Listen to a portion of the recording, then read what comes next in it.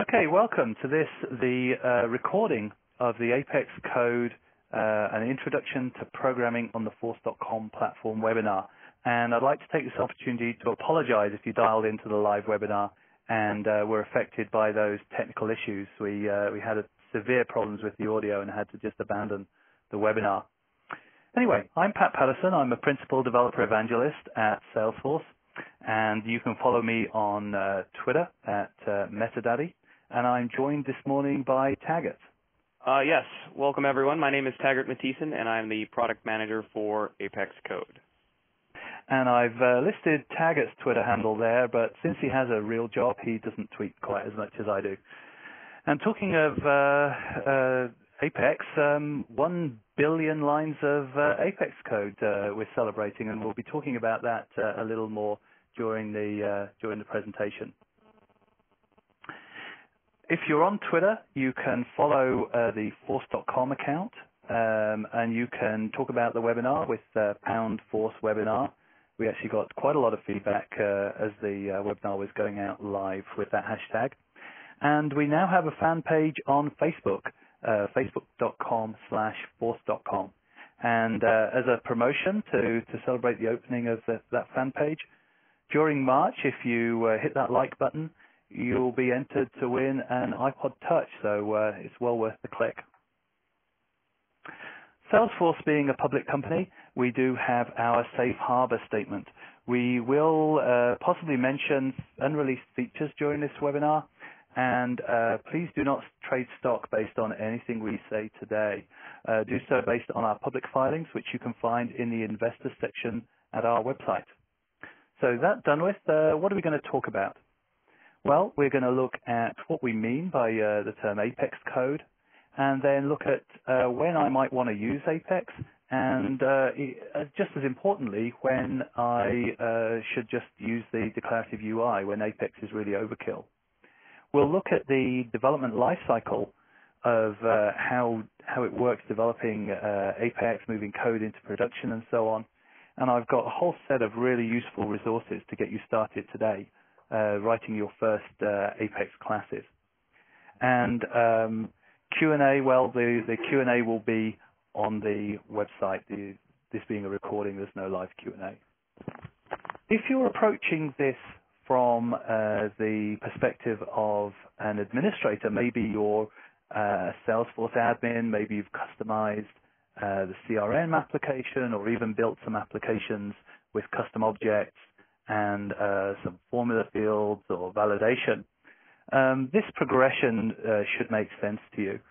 We step beyond workflow and validation with Apex. There are facilities there that you can just not achieve with the button click UI, what we call clicks not code.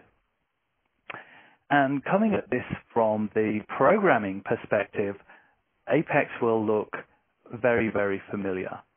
It's an object-oriented programming language, very much in the mold of Java and C#. The syntax is very similar. And it's a strongly typed language. You define the types of variables, and the compiler checks those as you load code into the platform. Now, talking of the platform, Apex was created for the cloud. All Apex code executes on the Force.com platform, and it's been designed from the get-go for this multi-tenant environment. We'll talk during the webinar about governor limits, what they are, why they're there, and the importance of testing. Before we move code from development to production in Force.com, it must have a certain amount of unit test coverage. And we'll also talk about how we're really augmenting the functionality of the declarative user interface with Apex. We're very much not replacing that UI. We can write code in the web browser. Is that familiar environment if you've been working with Salesforce already. And there's even an Eclipse plugin in what that we call the Force.com IDE that we'll take a quick look at as well. Now, Taggart, 1 billion lines of Apex code. What's that all about? Yes. Well, Pat, we're very excited about this, and if you took a time machine back 3 years ago, we were basically right around 1 million lines of code with less than 3% of our enterprise customers leveraging Apex code as a feature. And in 3 years, we've actually moved the needle from 1 million lines of code to over 1 billion lines of code. And that's just an absolutely staggering number, especially if you look at adoption. And today, over 60% of our enterprise customers are leveraging Apex code in their production environments. And this is both code that they have written themselves and also code that sits in packages that ISVs have built and those customers have purchased and installed. Cool. And I noticed from the graph, I mean, it's just amazing. If you just look back a year, it's tripled or nearly quadrupled just over the course of the past year. That's amazing. So let's look at an actual Apex class. Now, I'm taking all the examples in this webinar from the Force.com workbook. This is a great resource. I'll talk about it in a little bit more detail later on for getting started coding Apex. It gives you everything you need to write a simple warehouse application. Now, here we have a piece of code. It happens to be from the UI controller, but it shows a lot of the important features of an Apex class. We have the definition up top, public class storefront, again, very Java-like, and a member variable, products, which is a list or array, since they're synonymous in Apex, of display merchandise objects. Now, we have another member variable, message, and this is declared to have automatic properties. So that getter and setter are defined just with those keywords. Now, the getProducts method is where we really start to get into some Apex specifics. We see the power of this language. We have a database query right here in the code. We're iterating through a loop of these merchandise items, and we set up the list for the iteration with this SOCL query, SOCL being Salesforce Object Query Language. So we select the ID, name, description, and price from this merchandise table or object in Force.com speak, where the total inventory is greater than 0. So we just want to get all of the merchandise items that we have in stock and add those to a list and then return them up to the caller. And we'll see how that gets used in context a little later. But for now, let's go straight into the browser environment and start defining a class. So here's where I log in and display my inability to type and talk at the same time. Let's see if I manage to get the password right. Yeah. So what I'm doing now is logging into Developer Edition. This is a free environment that you can sign up for. In fact, you probably already have a Developer Edition login from registering for the webinar. And here I can go to the Setup menu, and I'm now in an area that is very, very familiar for anybody coming from the admin side with this setup tree. I'll zoom in a little bit so it's easier to see. Now what I'm going to do is just go to the Develop menu and into the Apex classes. Now I'm going to delete the Hello World that I already have and create a new class. So I can just start typing immediately here in this browser-based editor. So I can say public class hello world, and very, very like Java here, I can say public static void say hello, and where in Java I might say system out println, I'm just going to say system debug because that's how we talk to the debug console from Apex. And the traditional greeting, hello world. And this is where Taggart taps me on the elbow because I've made a mistake. Well, I'm going to go ahead and save that anyway, just to show that the environment is syntax checking and compiling my code, and it's going to give me a warning here, or in fact more than a warning, an error, to say that I need that semicolon there. And I'll be able to save that, and it will go into the environment. It's there up in force.com, and really reflecting the emphasis we put on testing and, in fact, test-driven development. It's already showing our code coverage at a somewhat disappointing 0%. We haven't written any tests for this class. So we can go ahead and execute that straight away. So this is the system log, which is the easiest way to execute Apex in a very immediate environment. So we can just type hello world, say hello. We don't need an object since it's a static method, and hit execute. And if the demo gods have smiled on us, and we have a success there, and clicking on that, we can drill down and see a whole host of information about our code. But the important one here for our purposes is that it does say hello world on that debug statement. We have a whole load of statistics there that'll they'll be quite relevant when we start talking about limits and so on. So that was our first Apex class. Taggart. Now that I've started doing some Apex, I'm pretty happy now. I'm going to go rewrite everything with procedural code. Tell me, is that a great idea? Well, Pat, no. I think you might want to take a step back there. And it might be a little ironic that the programmatic PM is putting programmatic as second, but the key here is the power of our platform is that we have an amazing suite of declarative tools that allows customers to build and customize their business processes on our platform, leveraging our declarative tool set. And that includes formula fields, roll-up summaries, validation rules, and workflows.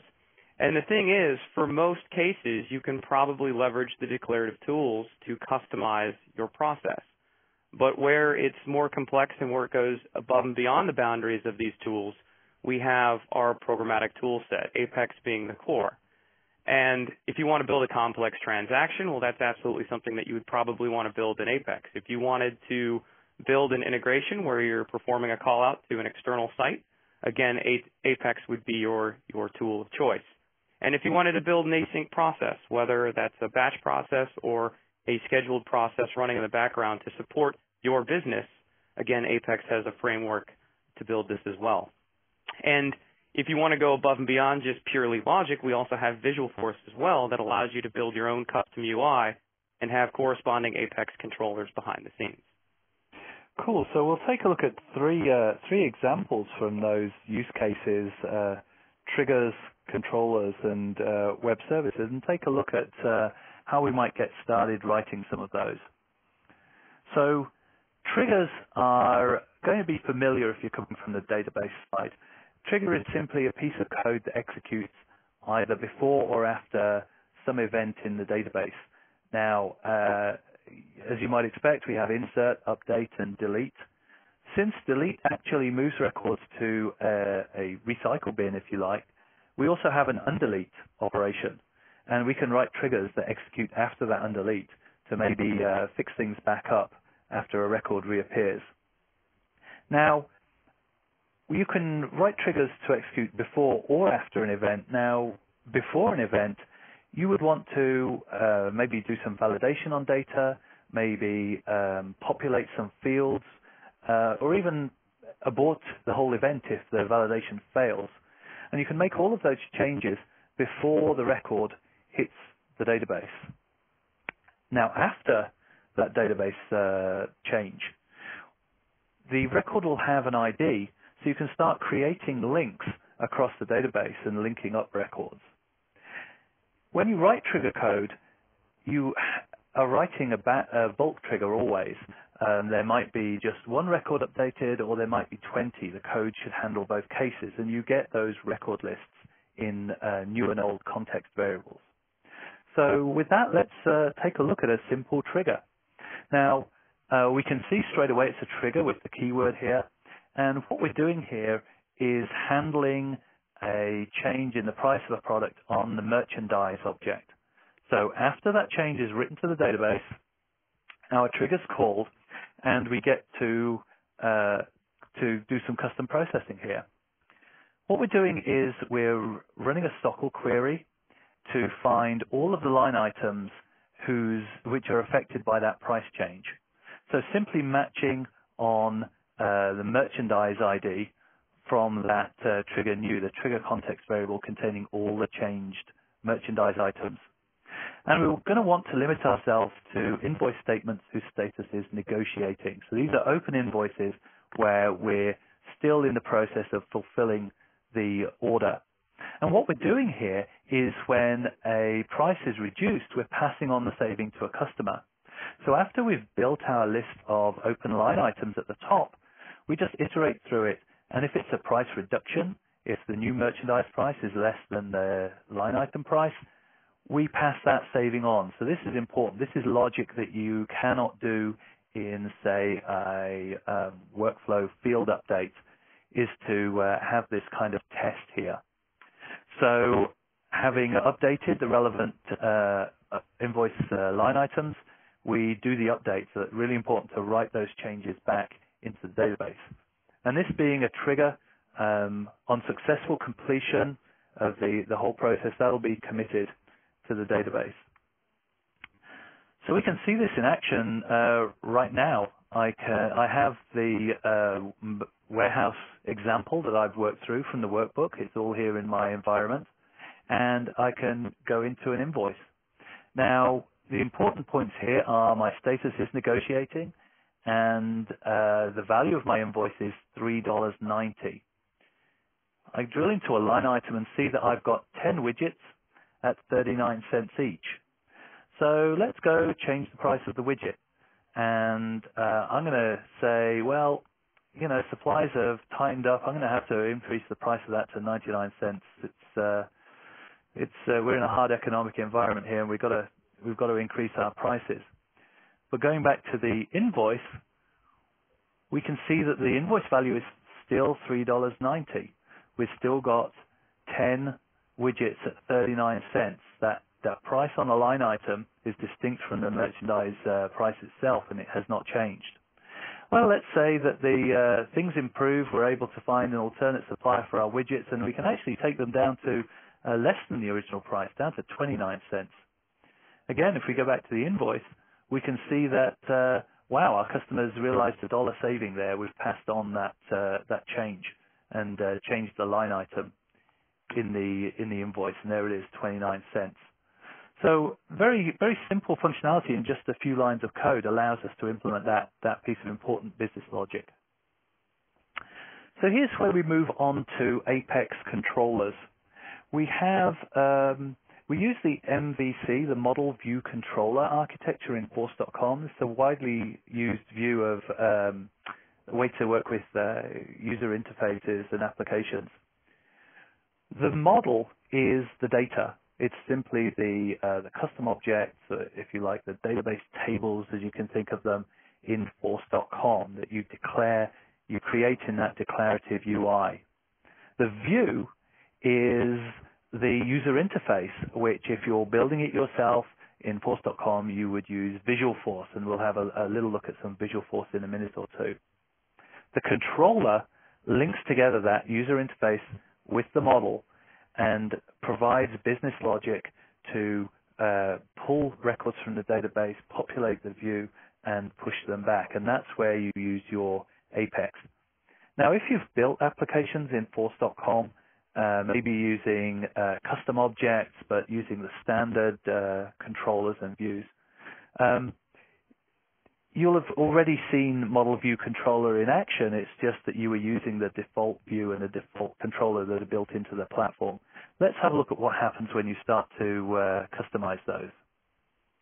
Here we have just a little segment from a Visual Force page. And what we're showing here is the view for that storefront that we looked at the class briefly earlier. So we have tags here with the Apex prefix.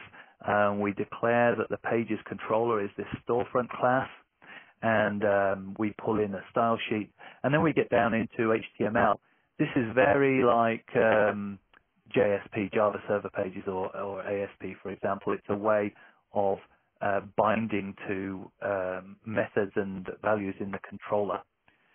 So looking at the controller, this is the example we looked at earlier, and we can go straight to the UI again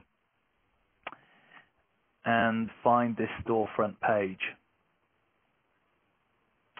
So this is the page as it's laid out. It's not going to win any design awards for e-commerce, but what I can do is that I've set the developer flag on my user record in Salesforce, and I get the button at the bottom right here that allows me to pop straight into an editor for the Visualforce code. So what we can do is start to mess with this, and I can show it's live by let's see, I'll just put an exclamation mark in there and hit save, and the page should be refreshed. We're actually editing the code for this page. Now, the interesting things here is this binding here, where we say curly braces, exclamation point products. That's a binding to a variable in the controller to data. That's a binding to data. And this allows us to iterate through the list of products to create this table dynamically. And then lower down, we've got a command button, corresponds to the buy button here. And that's going to call some action in our controller. And we have a message that's going to appear at the bottom. And if I just go in and say, oh, I want to buy one widget, we can see that there's a message that simply appears saying you bought one widget. Now, one of the really convenient features of this interface is that because I've declared storefront as the controller here, I can just pop straight into that with the button here, and I'm into the apex. So this is this familiar example. We've got our list of display merchandise objects here. And interestingly, it's defined, display merchandise is defined as an inner class. So another feature that's very similar to other object-oriented languages. We're declaring an inner class here because our merchandise item has the product and the price, but we need to have a quantity for the purpose of building this order. So that's where we get this count variable. So get products is where we populate that list. We looked at that earlier. And this is the action method here. When I hit that buy button, this piece of code gets executed. Here it just builds a list, and again I can show, let's put my favorite character here, an exclamation mark there, and show that if I hit buy on the widget, it's all live. Wow, for some reason the browser's showing me 2 copies of that piece of code, which is interesting. Anyway, that's some glitch in Chrome. But basically, in a real example, this would call some code to maybe create one of those invoice statements and start an order through the process.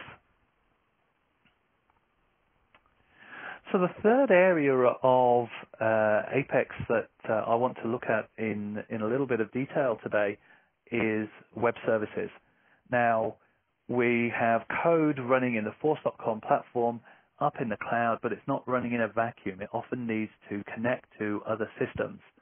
So we have 2 directions of connection. We can write Apex methods that are themselves web services. So that's the inbound side. Now, we can just add the web service keyword to an Apex method, and that turns it into a SOAP web service, and we can click a button to get the whistle for that web service. Now, Taggart, I know the question people have in their heads right now is, well, SOAP's all very good, but what about REST? Yes, and that is something that quite a few people have asked for, and we're pretty excited about it.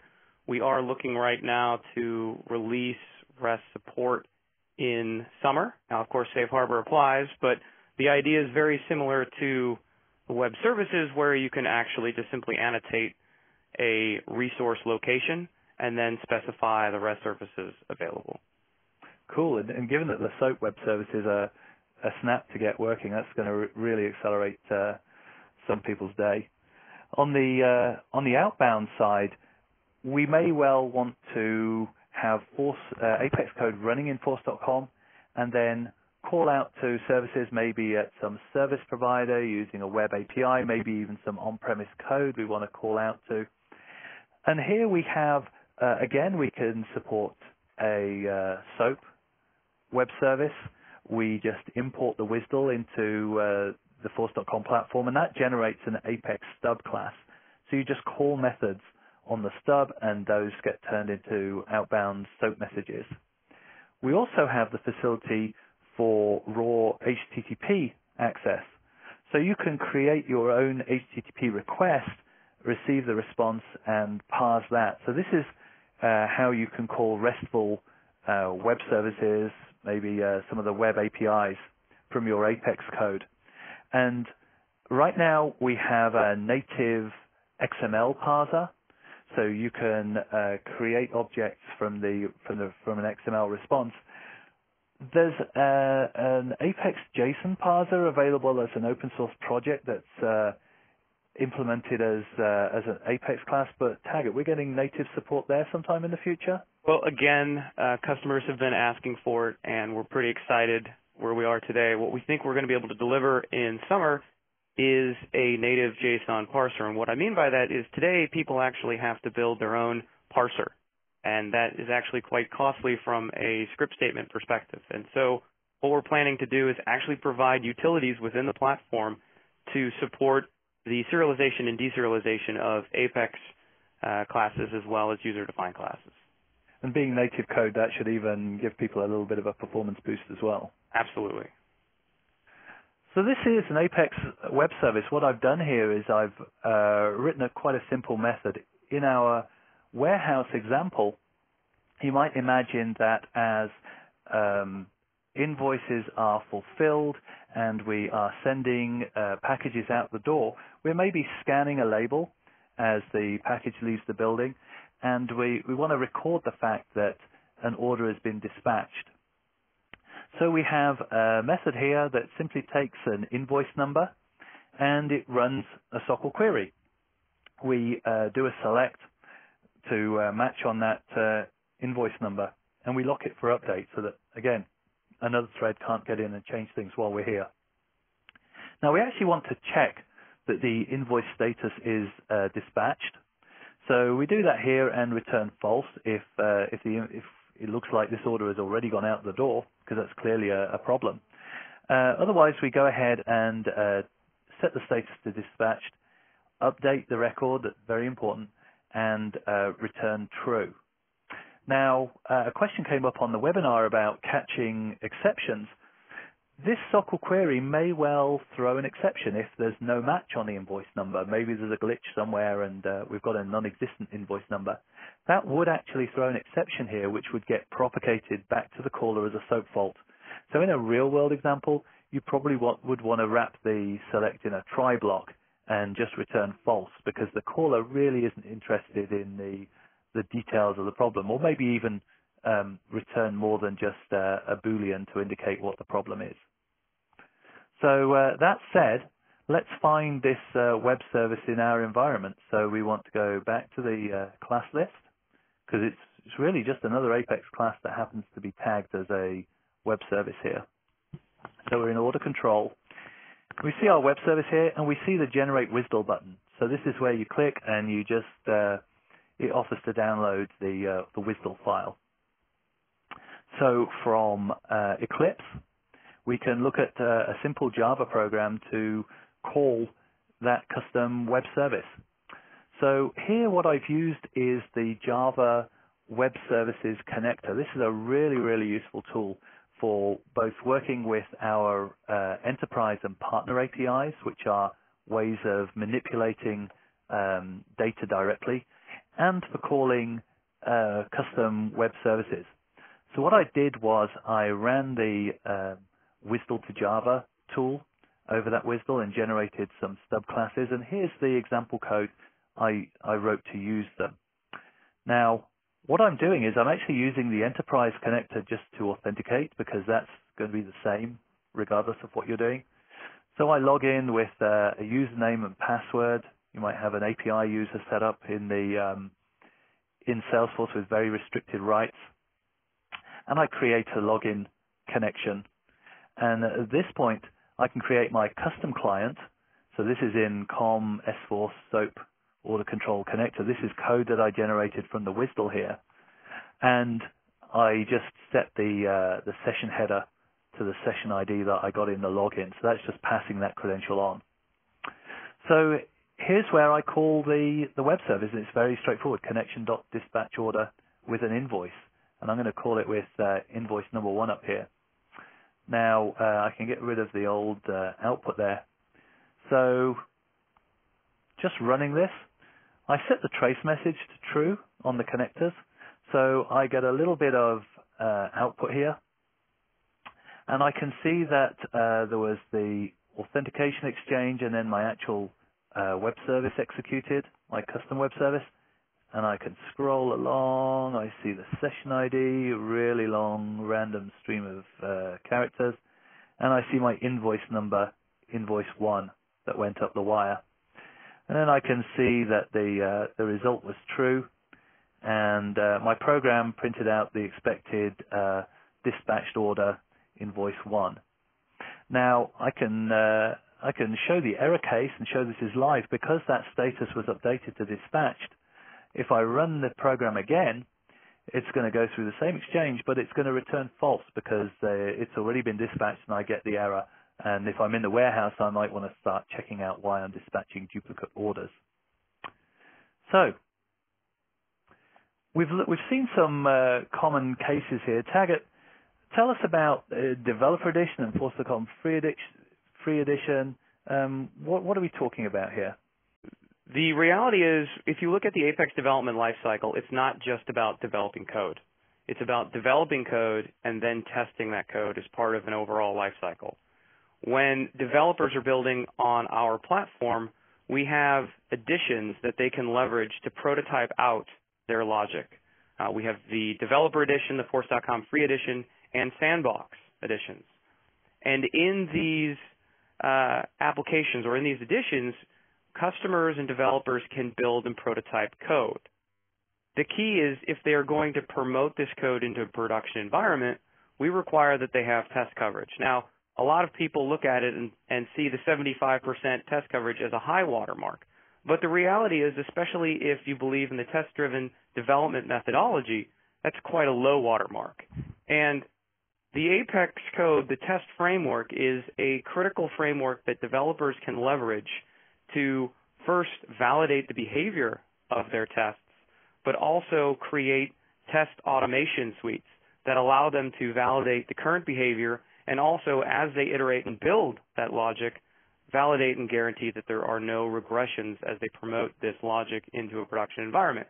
And if you think about unit tests and if you think about behavioral cases, you will notice that most developers that look at both positive cases and negative cases, 75% code coverage is actually very low. And if you go through all of those steps, you're going to be very close to 100% code coverage.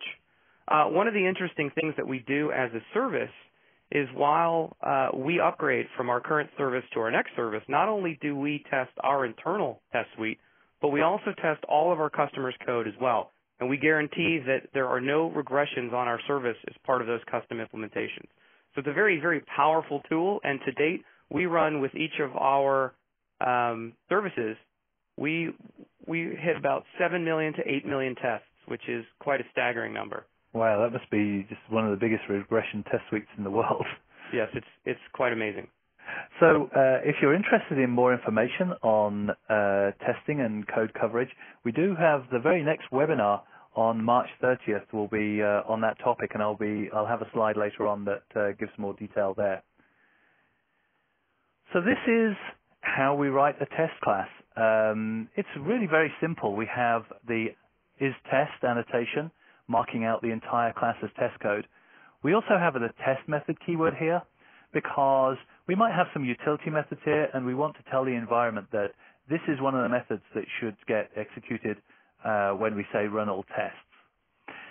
Now, there's often 3 phases to test methods.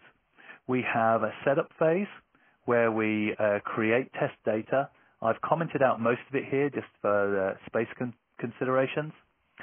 We have the actual test run, and we delimit the test run with test start test and test stop test.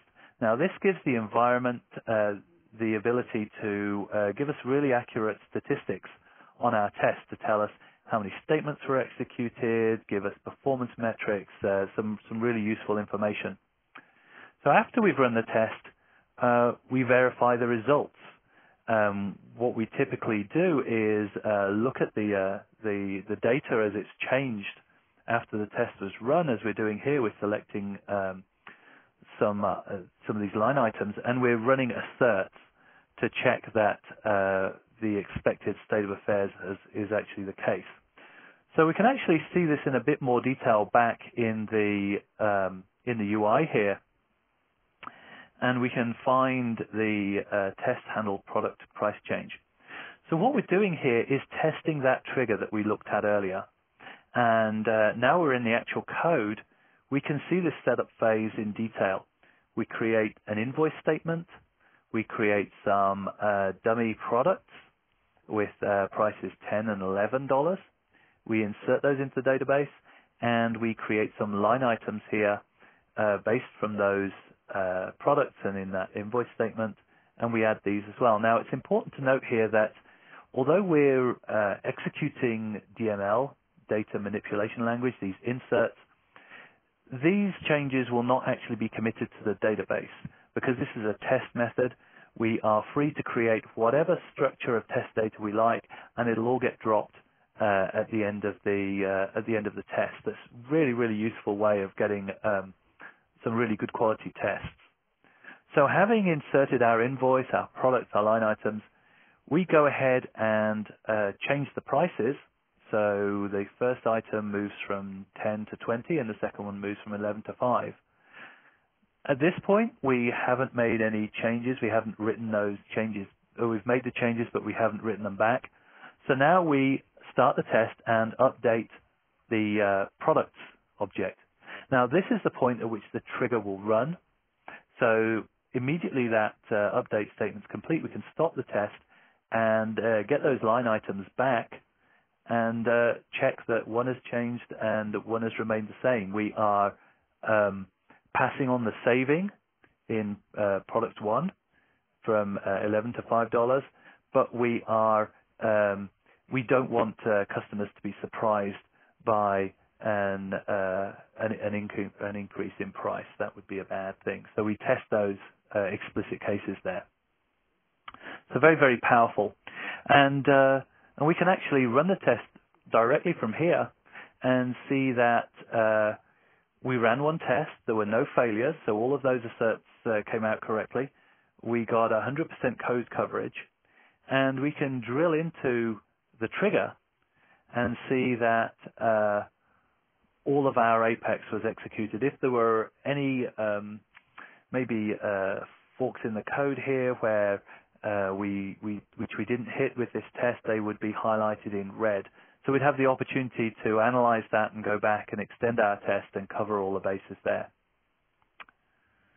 So, Taggart, it's time to talk about governor limits. What can you tell me? Well, Pat, governor limits were built to basically protect our service. Again, we are a multi-tenant environment, and we want to make sure that no single piece of code can ever materially impact any other customer on our service.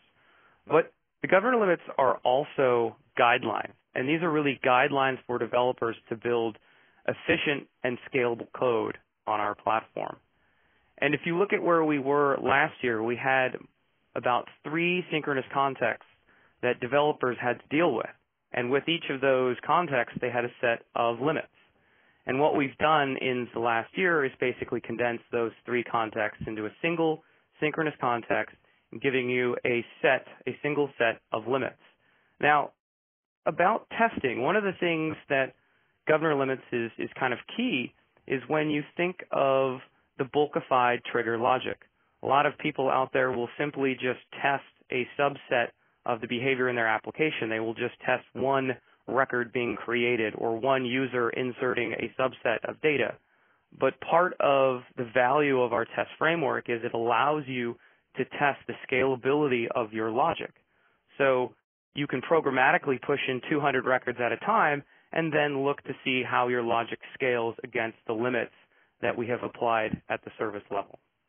So we're really promoting best practice here. Absolutely, absolutely. These are limits, but at the same time, these are also guidelines to make sure that when developers are building out applications, they are doing it in the most effective and scalable fashion. So how can you get started right now with Force.com?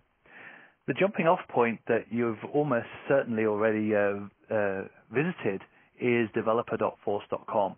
Now, this is the center of a community of over 250,000 developers, and this is, from here you can access our discussion boards, the blog, all the documentation is here, and there's really great tools and even code samples in the cookbook.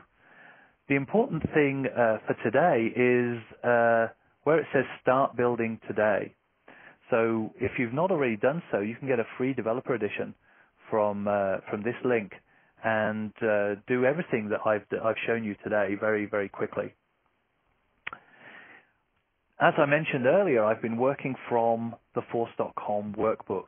And this, in fact, when I got started working with Force.com, this is exactly how I started. I downloaded the workbook PDF, and I worked my way through I think it's 10 30-minute tutorials. And they're pretty well paced. You can sit down and spend an entire day working through the workbook, or you can break it up over several days. They're self-contained tutorials. And it covers setting up an application using the declarative UI and then moving on into Visualforce and Apex, a great resource. And once you've been through that, there are more workbooks there as well. There's the Chatter workbook if you're interested in the collaboration side of things, and there's a Visualforce workbook that focuses on the user interface. I mentioned the discussion forums a couple of slides ago. This is a huge resource for newcomers to the platform. We have tens of thousands of members active on the discussion forums, and I think last year we had over 60,000 posts. We've got the board split up into a number of different sections. You can find new to the platform, Apex, Visualforce, integration with a host of different languages there. And it's a really great environment for interacting with the developer community.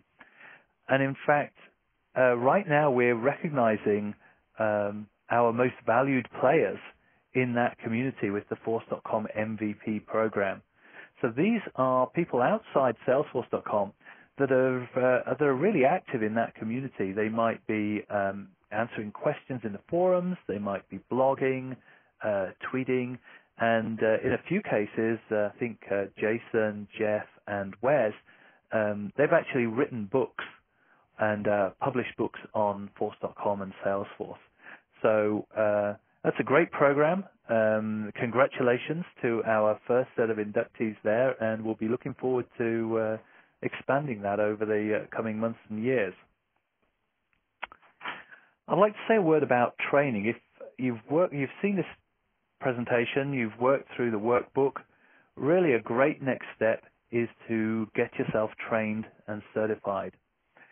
Again, if you're coming from the admin side of things and you don't have a huge amount of programming experience, a great course is Dev 531, Introduction to Object-Oriented Programming with Apex Code. This is designed for people with very minimal programming experience that are coming to Apex without a history of, say, Java or C# or whatever. If, on the other hand, you're experienced in some other environment, Dev 501 is the one to choose, Apex Code and Visualforce page controllers. This really plunges straight into the meat of Apex development and is a prerequisite for our advanced developer certification. Certification is a great way to show, in a very tangible way, your Salesforce skills, and it's actually quite a marketable qualification. And I'm pleased to be able to offer with this webinar a discount on that Dev 531 course. So you can do Dev 531 with 15% off if you use the promo code ACW15. So you have to register and attend that training before the beginning of May. So apologies if you're watching this on the replay and that's already passed, but watch the Force.com blog for more discounts there. So finally, a word about our next webinar. I mentioned it when we were talking about testing.